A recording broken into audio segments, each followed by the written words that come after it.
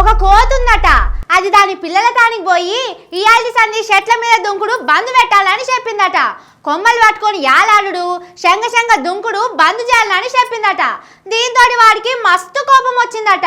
మా అమ్మేంది ఇట్లా చెప్తున్నది, కొమ్మలు పట్టుకొని ఎగరకుంటా మేమెట్లుంటాం, అయ్యే పనేనా అని ఏడ్చుకుంటా కూర్చున్నాయట. పాపం కోతుల లెక్కనే ఏడుస్తున్నాడట పాపం చెయ్యిపాటి పొలగాన్లు. అగో వాళ్ళకేంది, 5 ఏండ్లు వాళ్ళదే రాజ్యం కదా అని అనుకుంటున్నారా? కానీ రేవంత్ సార్ చేసిన ఓ పనితోటి చెయ్యిపాటి సోషల్ మీడియాలో ఉన్నోళ్ళు 2 దినాల సంధి ఏడ్చుకుంటేనే కూర్చున్నారట. నిద్ర సుతం పడతలేదట వాళ్ళకు. ఏరి కోరి మొగన్ని తెచ్చుకుంటే ఎగిరెగిరి దన్నట్టే అవుతున్నది మా బతుకులు అని శోకం పెట్టి ఏడుస్తున్నారు పాపం. ఇంతకు రేవంత్ సార్ ఏమన్నాడో ఎరికేనా? సోషల్ మీడియాలో ఫేక్ వార్తలు పెట్టేటోళ్లను ఇడిచిపెట్టొద్దని పోలీసు వాళ్ళకు చెప్పిండట. ఫేక్ వార్తలు పెట్టినోళ్లను పట్టుకుపోయి లోపటేయమని గట్టిగానే చెప్పిండట.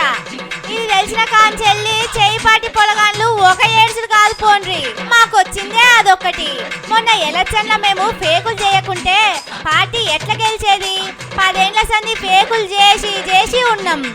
ఓట్ల నాడు కేటీఆర్ సార్ ఫేక్ వీడియో చేసి చెయ్యిపాటి ట్విట్టర్ అకౌంట్ లో పెట్టినాం. మొన్న అమిత్ షా ఫేక్ వీడియో చేసి దేశమంతా వాట్సాప్ లో పెట్టినాం. అప్పట్లో జర్నలిస్టు శంకర్ అన్నను మన చెయ్యిపాటోళ్ళు పోయి కొడితే దాని మీద సుతం మస్తు ఫేకులు తయారు చేసి తిప్పినాం. అసొంటి మా మీద ఇప్పుడు కేసులు పెడతారా అని బాగా ఏడుస్తున్నారట. పాటోళ్ళు చెప్తానే పార్టీ కోసమే ఫేక్ ఫోటోలు వీడియోలు తయారు చేసినాం. ఇప్పుడు మాకు ఏమన్నా మంచి కొలువులు ఇచ్చి కూర్చోబెడతారనుకుంటే కేసులు పెట్టి చెంచలు కూడా జైలుకు పంపుతారా అని మస్తు బాధపడుతున్నారు.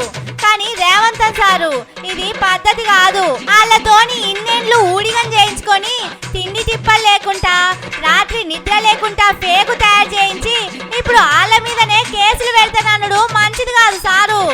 పక్క పాటోళ్ళ మీద పెడితే పెట్టిండ్రు గాని మిమ్మల్ని కుర్చీలకు తీసుకొచ్చడానికి తిప్పలబడ్డ మీ పార్టీ పొలగాళ్ళ మీద మాత్రం కేసులు పెట్టకుండ్రి. ఇదంతా మంచిగానే ఉన్నది కానీ సారు, ఫేక్ ముచ్చట్ల మీద కేసులు పెట్టాలంటే మొదలు మీ మీదనే పెడతారేమో పోలీసోళ్ళు. జర చూసుకోండి.